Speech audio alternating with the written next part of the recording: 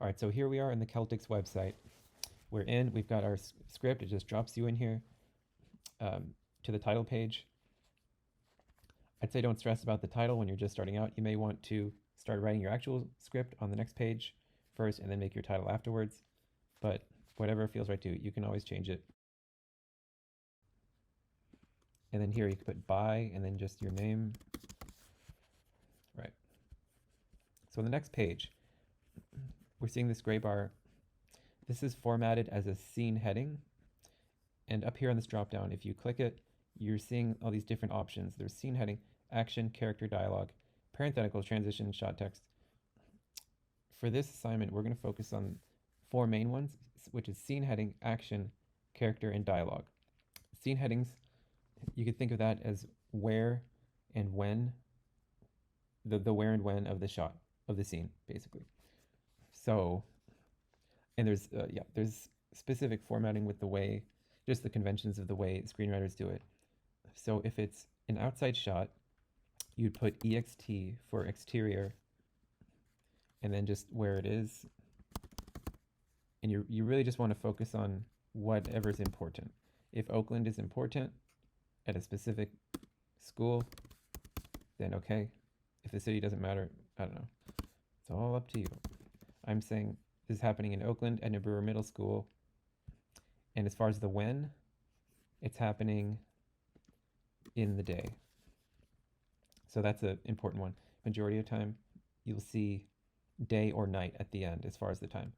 You could put 4 p.m. if 4 p.m. is super important for whatever reason, or dawn or dusk. But most of the time, people just write day or night. And I may or may not have mentioned this. At the front, I put exterior, ext for exterior. If that means it's outside. The first scene is outside. If it were inside, I would put int for interior, right? So just think, scene headings, you're going to start with either ext or int, right? When I hit return, it puts me on a new line, and it automatically defaults to action, because that's just typically the next thing that you'll write after a scene heading. Think of action as anything that is not dialogue, anything that's not people talking. Does that make sense? So you're describing what we're seeing if this were to be filmed, right? So I'm saying the campus is pelted with heavy rains as students, not Gurry, as students hurry to class. The bell rings. I'm capitalizing rings specifically because this is a sound effect. Any sound effects that you want to include, or specific sounds that you want to be in there that are not, it's obviously not dialogue, right? It would be placed within an action, like an action line, which is where this is, right? And it's capitalized. That's minor. You don't have to include sound effects, just so you know. Anyway, so I hit return. It figures I still want action, but I actually want this to be a new scene heading. It's going to be an interior. So I'm doing int classroom day. Presumably it's at the same school, right? So I'm hitting return. It's defaulting me back to action, which is fine. So the first time you mention a character, you're going to capitalize their name, so the first time you mention them in an action line specifically, their name's going to be capitalized. The next time you mention them in an action line, you'll just write it normally with just the first letter capitalized. Okay? And also the first time you mention them, you generally put their age most of the time. So I'm saying middle schooler, what's that, 12 maybe? I'm saying Lucy is 12. And then maybe like some kind of short description of what they're like. Cool. I hit return. So now I'm going to have Lucy talk. For this, I'm going to go choose character, and that's just Lucy's name. When I hit return, it automatically picked dialogue for me, which is correct in this case. After you introduce a character, or after you do a character formatting, when you hit the next thing to come after that would be the dialogue that the character is saying. So I don't have to put quotation marks because it's already formatted, right?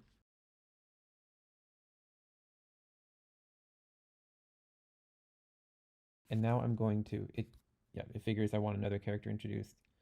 I'm going to put this in an action line because I want to mention what this next character is like. I'm calling this person Kyrie, also 12. Awkward but talkative. Right, so that, again, so I've introduced them. It's all caps the first time I've mentioned their name in action, right? And then age, and then short description of kind of what they're like. So Lucy is not capitalized this time, right? Hitting return. I'm choosing, so it's going to be character. It's going to be Kyrie talking now. And then this will be Lucy talking. I don't have to write action lines, right? It's just dialogue at this point. I hit return, goes to dialogue.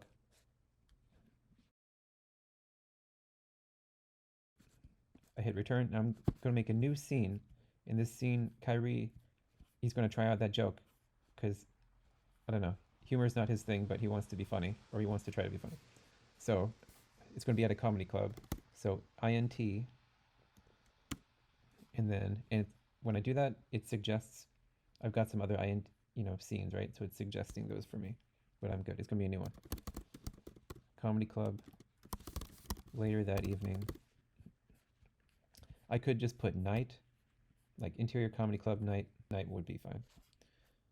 When hit return, it defaults to an action line. Okay.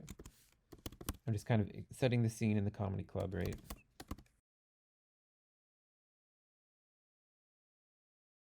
But when you're writing action and all this stuff, you want to keep it sparse.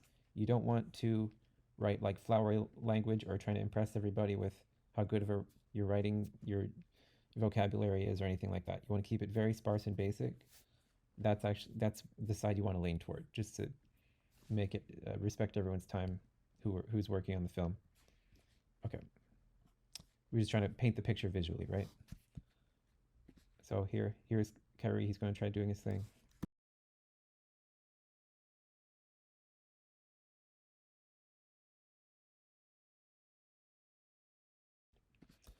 And then I'm going to end this by noting cricket sound effects or something. So you just hear crickets and then it's over. So we've got 3 scene headings here that we did. It's essentially 2 scenes. I just wanted to illustrate the difference between the EXT and the INT. Also, in this assignment, I believe I asked you to tag a prop. So how do we do that? You see here in Celtx, we've got this tools panel. If you click breakdown, it's going to analyze your script. What you can do after you've clicked breakdown, if you want to say like to tag something like a prop or make any notes, and for this assignment it's relevant, I'm going to say that this umbrella, I'm going to tag it as a prop for my story. So in yours, you could think of a prop, some kind of object that you think, oh, we want this prop on set when we're filming. So all I have to do is highlight it, and this pops up.